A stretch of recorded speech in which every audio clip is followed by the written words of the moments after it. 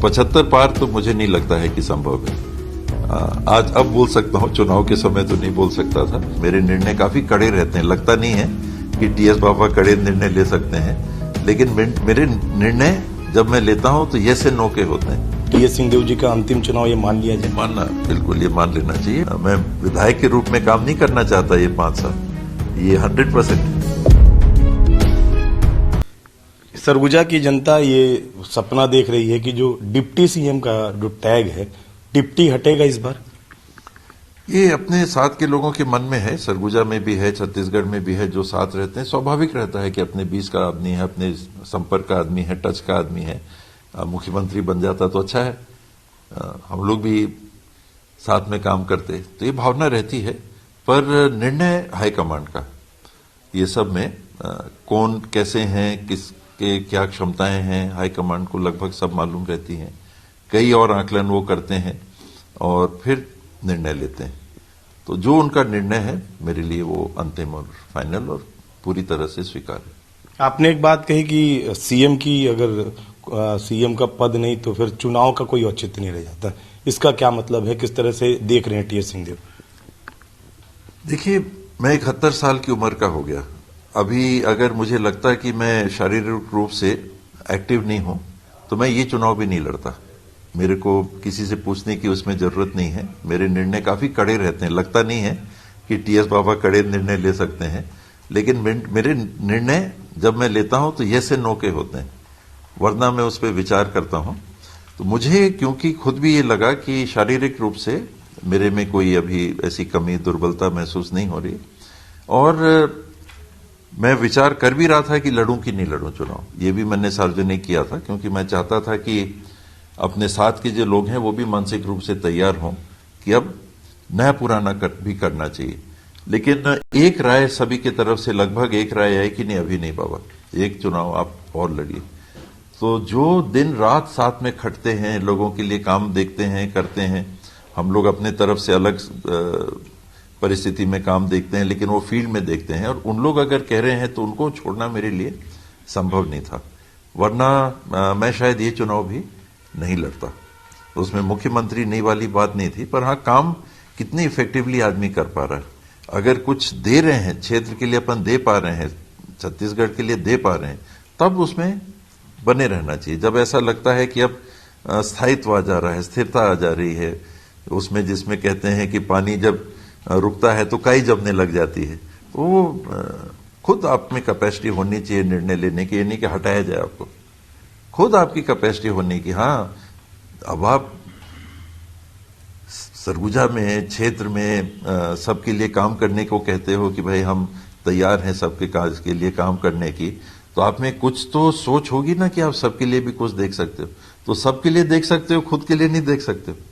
तो जब आपको दिख रहा है कि आप उतना नहीं कर पाओगे, तो जगह हटाने की जगह आपको खुद खाली करनी चाहिए। सबको, मेरी सोच में, मेरे लिए, मैं अपने लिए नहीं कह रहा हूं, सबको एक आकलन कर लेना चाहिए। ये चिपके रहना, अटके रहना, ये मुझे सबसे खराब चीजों में लगता है। और चीजें हैं जो अच्छी नहीं लगती, लेकिन जबरन चिपके रहना बिल्कुल नहीं होना चाहिए। अच्छे, कोई इसमें ऊपर नीचे नहीं है। मैं साफ मन से बोल रहा हूं, खुशी खुशी बोल रहा हूं कि इन परिस्थितियों में आपकी कैपेसिटी होनी चाहिए ये फैसला करने की। लोग आप पे विश्वास करते हैं कि आप उनकी भी देखभाल करोगे। तो उन परिस्थितियों में जब आपको लगता है कि इसमें कहीं 19-20 हो रहा है, तो खुद नया पुराना व्यवस्था बनाने के लिए आपको आगे आना चाहिए। तो वो मैं करूंगा। ये चुनाव है, मुझे आज की जो मेरी शारीरिक स्थिति है, मुझे नहीं लगता 5 साल बाद वो रहेगी। और उन परिस्थितियों में आप जबरन उसी में लगे रहो, चिपके रहो, तो औचित्यहीन है। और ये हर व्यक्ति की जिम्मेदारी का एक स्वरूप और एक पहलू है कि वो ऐसे निर्णय सामूहिक सबके हित के लिए ले। जबरन अटके रहना, तो केवल उसी परिप्रेक्ष्य में, मेरा इसमें कोई इधर उधर नहीं है। सीधा सीधा ये है कि हो गया ये 5 साल के लिए, अगर मतदाताओं ने, साथियों ने मौका दिया काम करने का, मैं पूरी निष्ठा से करूंगा। लेकिन उसके बाद मेरे मन में ये निर्णय है कि अब नया पुराना होना चाहिए। तो राजनीतिक रूप से या चुनावी लड़ने के रूप से टीएस सिंहदेव जी का अंतिम चुनाव ये मान लिया जाए? मानना, बिल्कुल ये मान लेना चाहिए। और मैं राजनीति में जिस स्वरूप में भी रह सकता हूं, मैं राजनीति से रिटायर डायरेक्टली करने की बात नहीं कह रहा। पार्टी मेरे को कोई काम देगी, साथ ही कुछ काम देंगे, मैं करूंगा। जो काम मैं कर सकता हूं उस अवस्था में पहुंच के जो काम मैं कर सकता हूं, मैं 75 साल के और लीडर्स को भी देख रहा हूं। ऐसा तो नहीं है कि और लोग, दिग्विजय सिंह जी मेरे बड़े हैं, उम्र में मेरे से 5-6 साल बड़े हैं, तो काम कर ही रहे हैं ना। खड़गे जी हैं, वो और 10 साल बड़े हैं मेरे से, 10 साल से भी ज्यादा बड़े होंगे, काम तो कर ही रहे हैं ना।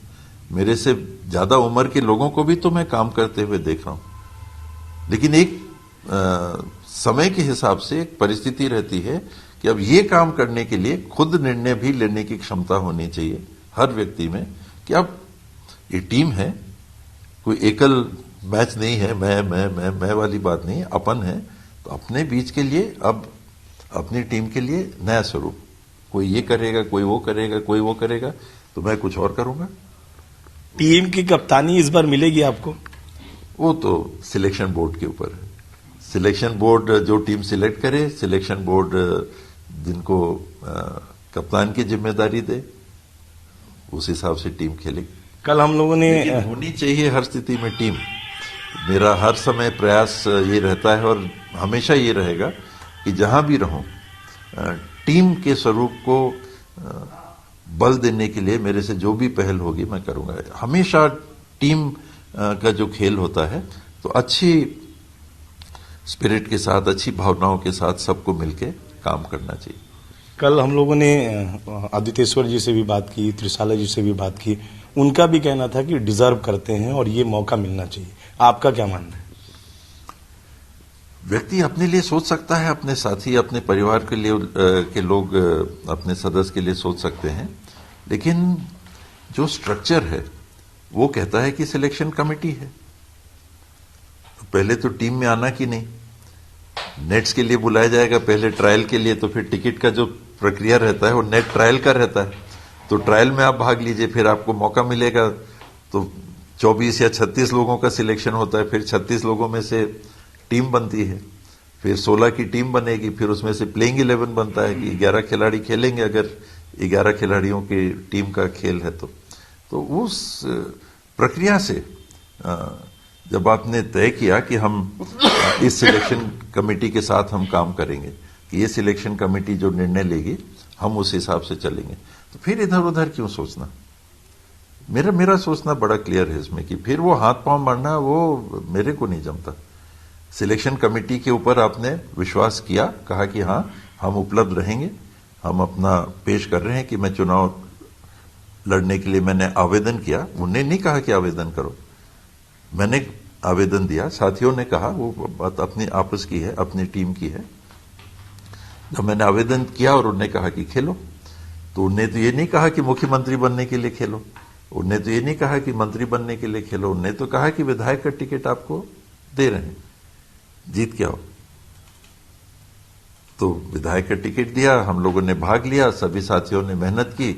अगर चुनाव जीते तो विधायक, बहुमत आया पार्टी का प्रदेश में, तो मंत्रिमंडल के लिए मैं बिल्कुल चाहूंगा कि मैं विधायक के रूप में काम नहीं करना चाहता ये 5 साल, ये 100% है। तो 5 साल बाद वाली बात की भी मैंने बात कर दी, और अभी का भी कह रहा हूं कि मैं विधायक के लिए चुनाव नहीं लड़ रहा हूं। क्षेत्र के लिए और यहां के लोगों के लिए जो मैं करना चाहूंगा वो एक विधायक के स्वरूप में नहीं। तो मंत्री तो आप बन ही गए, अब सब जनता चाहती, मंत्री आप बन चुके हैं, उप मुख्यमंत्री का पद है, अब एक पद बनता है सीएम का, मुख्यमंत्री का, उसके लिए सरगुजा की जनता चाहती है सिलेक्शन कमेटी। उसके लिए मैं नहीं बोलूंगा, मंत्री के लिए तो मैं खुल के बोल रहा हूं, हाईकमांड को भी बोलूंगा कि मंत्री तो 100% मेरे को विचार करिए, कैप्टन सिलेक्शन कमेटी।